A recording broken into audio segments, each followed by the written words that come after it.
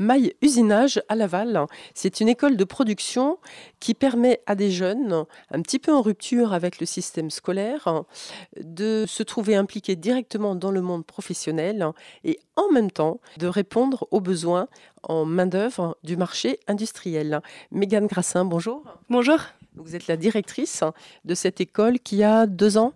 Oui, nous venons de faire notre deuxième rentrée. Donc il y avait vraiment un double objectif sur cette école. On a constaté assez souvent la pénurie de main-d'œuvre sur les métiers industriels et plus particulièrement sur la partie production. Donc nous, aujourd'hui, on dispense un CAP-CIP, donc conducteur installation de la production, avec une spécialité usinage. Donc l'idée, c'est vraiment aujourd'hui de former les talents de demain. Et cette école, elle s'adresse à des jeunes dont je disais, ils sont un petit peu en rupture avec le monde scolaire traditionnel. Oui, ça peut, mais pas que. On s'adresse à tout type de public finalement, tout type de jeunes qui auraient envie de découvrir l'industrie et de découvrir l'usinage.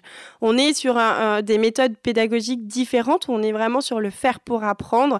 Donc on est d'abord sur de la pratique avant de parler de théorie. Aujourd'hui, nos clients sont de réels industriels mayennais et pas que. Par exemple, qu'est-ce que en ce moment vos élèves sont en train de fabriquer? On a 2 îlots, nous un îlot tournage, un îlot fraisage, et nos étudiants sont actuellement sur de la fabrication de bagues, par exemple, qui va aller à destination de l'agroalimentaire. Les clients nous passent commande comme n'importe quelle entreprise, et nous, de notre côté, on fait le lien avec le programme pédagogique qui est attendu par le biais du CAP-CIP, donc conducteur installation de la production. C'est par cette mise en pratique réelle que nos étudiants montent en compétences. On a aujourd'hui 2 maîtres professionnels, donc tous les 2 issus du monde industriel, qui peuvent leur transmettre un savoir indéniable. Avec une qualité professionnelle. Exactement, avec une qualité professionnelle, avec des attentes professionnelles. Nos futurs collaborateurs, j'aime les appeler comme ça, sont vraiment assujettis à des cahiers des charges, des ordres de fabrication, des systèmes qualité, de la satisfaction client, etc. Ils sont vraiment projetés sur la réalité du terrain. Combien étaient-ils à la rentrée, ces jeunes, à la toute première rentrée? Combien sont-ils aujourd'hui? Alors, au total, aujourd'hui, on a 15 élèves répartis sur les 2 promotions, entre le CAP1 et le CAP2. Et sur les CAP2, ils sont 9.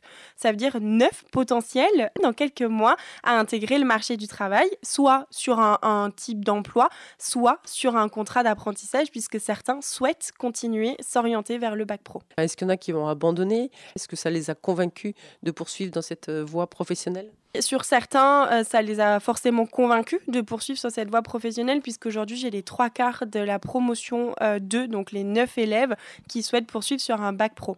Donc c'est quand même relativement encourageant, ça veut dire que de par ce CAP-là, ils ont eu envie de poursuivre leurs études, ce qui n'était pas spécialement le cas initialement.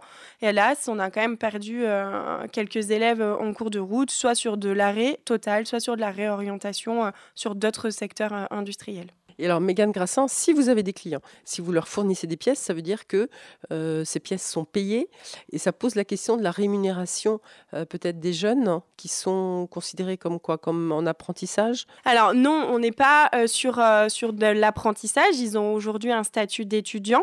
Nous, bien évidemment, nos clients nous rémunèrent en étant réellement vigilants sur les prix marché. L'idée n'étant pas de faire de la concurrence déloyale, loin de là. Mais par contre, les jeunes ne sont pas rémunérés. Et donc, le financement de cette école Maille Usinage se fait seulement par les commandes de vos clients?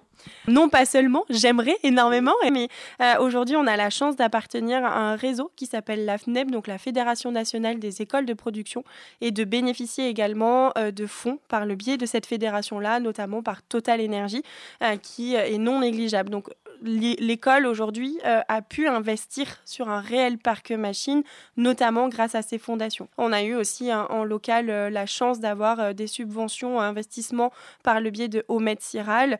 On a eu plein d'autres accompagnements, notamment l'UIMM, etc., etc. Les EDC, les entrepreneurs dirigeants chrétiens. Exactement. La région aussi, qui reste un soutien très très important. C'est bien de le préciser dans le contexte que nous connaissons aujourd'hui. Et donc, pour l'instant, les entreprises, est-ce qu'il y en a beaucoup qui ont fait appel à vous? Est-ce que vous êtes toujours en production? Ou bien est-ce que parfois il y a des trous dans le carnet de commandes? Ça se développe de plus en plus. On est en train aussi de gagner en en visibilité sur ces productions-là. Il est évident à certains moments que nous avons rencontré des trous dans le planning et il nous arrive aussi d'avoir encore des trous aujourd'hui puisque j'ai 15 élèves aujourd'hui à alimenter en production et à monter en compétences. Donc il nous faut quand même un certain volume. Mais en effet, aujourd'hui, l'école se développe et nous avons de plus en plus de commandes et c'est avec grand plaisir. Dernière petite chose, pour convaincre soit des entrepreneurs de vous faire confiance et de vous passer des commandes, soit des jeunes de venir retrouver vos équipes. Cette information, ce sont les portes ouvertes ce vendredi et ce samedi. Exactement, nous ouvrons nos portes vendredi de 17h à 20h, puis samedi de 10h à 16h. Donc n'hésitez pas, que vous soyez professionnel ou jeune étudiant, futur collaborateur industriel, à venir nous rencontrer, à venir découvrir notre campus, à venir découvrir nos belles machines, voir aussi comment on peut construire d'un point de vue professionnel notre partenariat, comment on peut avancer. Donc les portes ouvertes de My Usinage, c'est 74 rue de Berlin à Laval. Merci beaucoup, Mégane Grassin, de cette présentation de My Usinage. Merci infiniment pour votre invitation.